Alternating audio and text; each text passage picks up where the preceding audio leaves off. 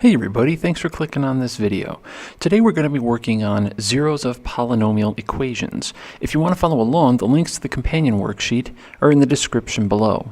Also, don't forget to click that subscribe button to stay up to date on all the videos we have coming out from the channel. So let's get started. So what we want to do is we want to find the zeros of these equations. So the way we do this is we factor this polynomial. So looking at this one, we can factor an x first. So when we factor an x out, we're left with x squared minus x minus 6. All right. And then from here, we can take this and we can factor this into x minus 3 and x plus 2. So in factored form, what we're looking for is what are the values that make this 0. So what makes this 0? That's going to be 0. What makes this quantity 0? That's going to be 3. And what makes this 0? That's going to be negative 2. So these three numbers are the zeros of this polynomial, because when we plug in 0, we get 0. If you were to plug in 3, you would get 0. If you were to plug in negative 2, you would get 0. So those are our answers for number 1. Number 2, very much the same thing. We want to factor out an x. So when we take an x out, we're left with x squared minus 36. And that breaks down into x minus 6 times x plus 6. So that means 0 is what makes this quantity 0. 6 is what makes this quantity 0. And negative 6 is what makes this quantity 0. So those are the three zeros of this polynomial.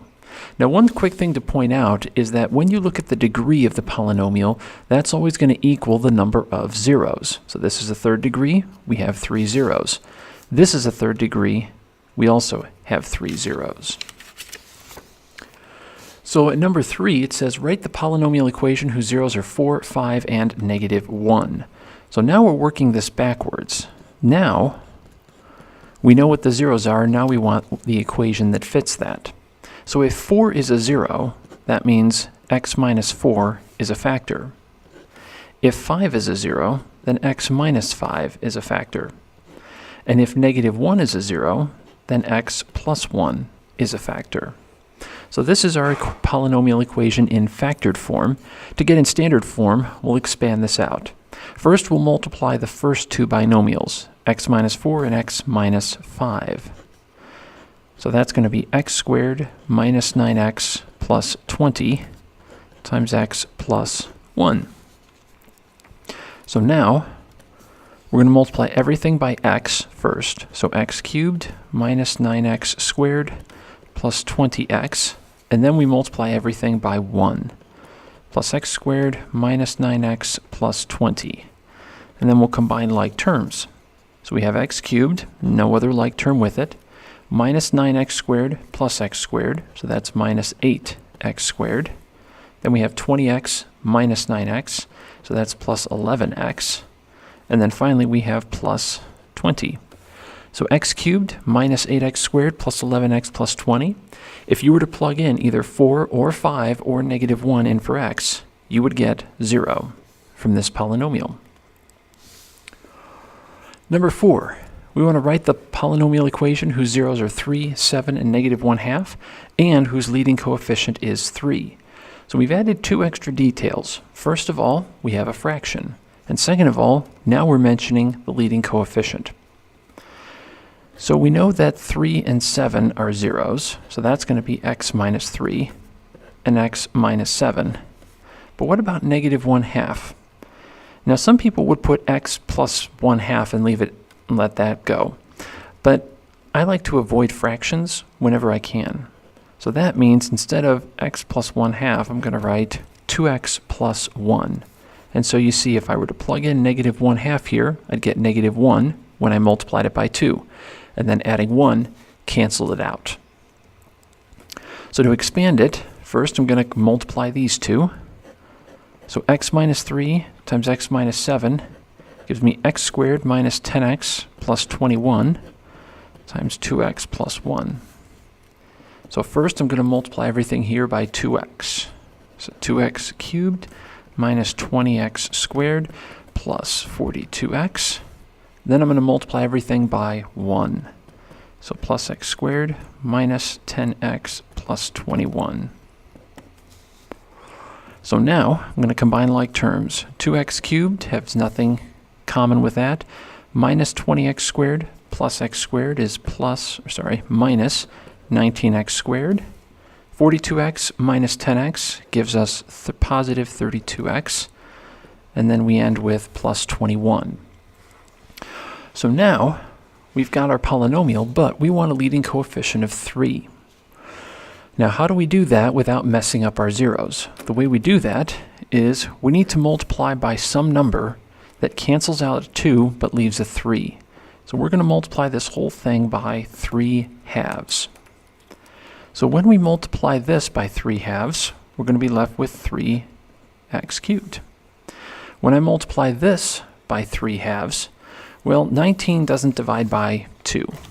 So all I can do is I can multiply 19 by the numerator, 3, which is minus 57 halves, and just leave the x squared like that. 32 times 3 halves. I can divide 32 by 2 and get 16 times 3 is 48x. 21 can't divide by 2. So if I take 21 times 3, that gives me 63 over 2. So now I've got a leading coefficient, but I haven't adjusted any of the zeros. If you plug in 3 in for x, you're still going to get 0. If you plug in 7 for x, you're still going to get 0. If you plug in negative 1/2, you're still going to get 0. So for number 5, it's asking a similar question, but now it's saying it passes through this point. All right, so first, let's set our zeros. We know that our zeros are 1, 2, and 4. All right, so we'll multiply the first 2. So I get x squared minus 3x plus 2 times x minus 4. So I'll multiply everything by x first. So x cubed minus 3x squared plus 2x. And then I multiply everything by negative 4. Minus 4x squared plus 12x minus 8. So I have x cubed. Then I have x squared minus 3x squared and minus 4x squared. So that's minus 7x squared. 2x and 12x gives me 14x. And then minus 8. All right, so this is f of x. At least we think so. But if we were to plug in negative 1, it should equal 7. So let's try this. So f of negative 1. So I substitute negative 1 everywhere I see an x.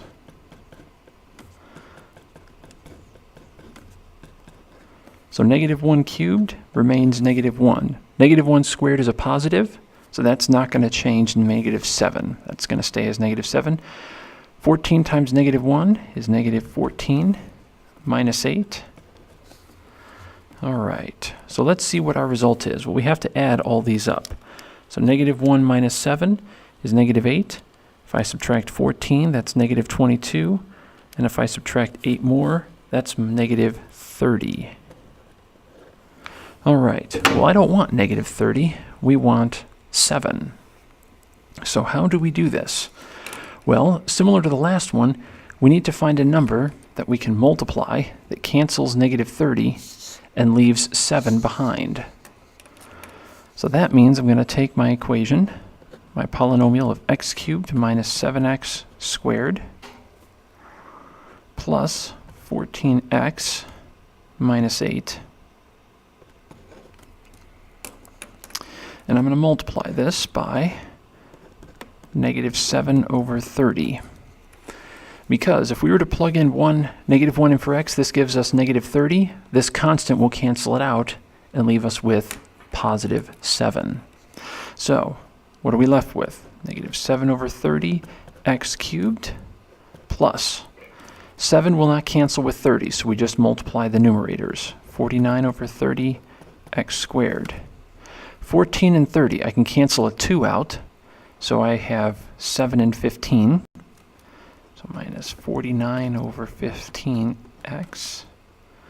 And let's see, 8 can cancel with 30 once. So we have 4 and 15. And so 4 times 7 is 28 over 15. And so there is our polynomial. It retains the zeros of 1, 2, and 4, but now when we plug in -1, it'll give us 7. So anytime we want to change the leading coefficient or change what it outputs without altering the zeros, we just multiply by a number.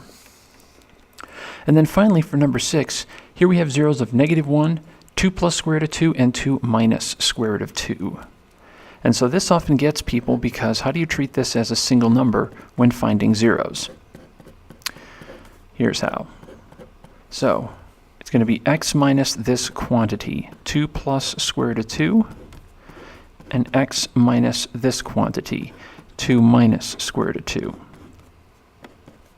Now those negatives on those quantities we're going to distribute in. So it's going to be x minus 2 minus square root of 2. And we're going to distribute this negative, x minus 2 plus square root of 2. I'm going to leave the x minus 1 alone. And instead, we're going to multiply all this. So first I multiply x onto all of these. So x squared minus 2x plus square root of 2x. Now I'm going to multiply -2 onto all of these.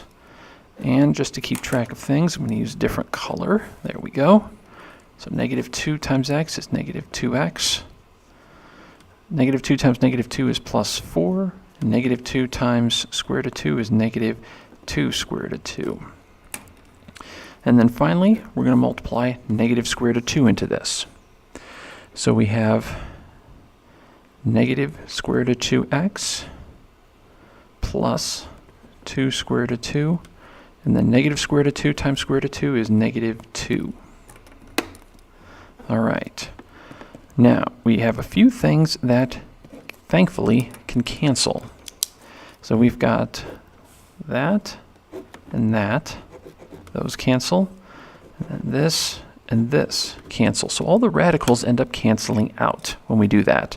And that always happens when you have conjugate pairs. You have 2 plus radical 2, 2 minus radical 2. The radicals will cancel out. So now what do we have? We have minus 2x, and no other x's. So that's minus 4x. Then we have 4 minus 2, so that's plus 2. So now we'll multiply x onto all of this. So x cubed minus 4x squared plus 2x. And then we multiply -1 onto this. Minus x squared plus 4x minus 2. So now we have x cubed, and then we bring the x squareds together, minus 5x squared, and then we have 2x and 4x, so that's plus 6x, and then we have minus 2. So there is our polynomial. So if we were to substitute -1, whoops, made one little mistake here. That should be -1, so that should be plus, plus, plus, plus. So all of these should actually be opposite. So that should be minus, that should be plus. My mistake. So let's fix that real quick. We've got x cubed, 4x squared, plus, so that's going to be minus 3x squared. Negative 2x minus 4x is minus 2x, and then that's plus 2. Sorry about that.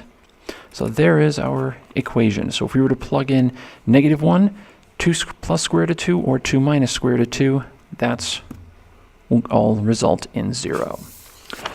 Thanks for watching. If you liked the video, please give it a thumbs up. If you have suggestions or problems you want to see worked out, type a comment below. To support the channel, click the Patreon link to help keep this going. Thanks so much for watching, and remember, the best way to understand something is to do it.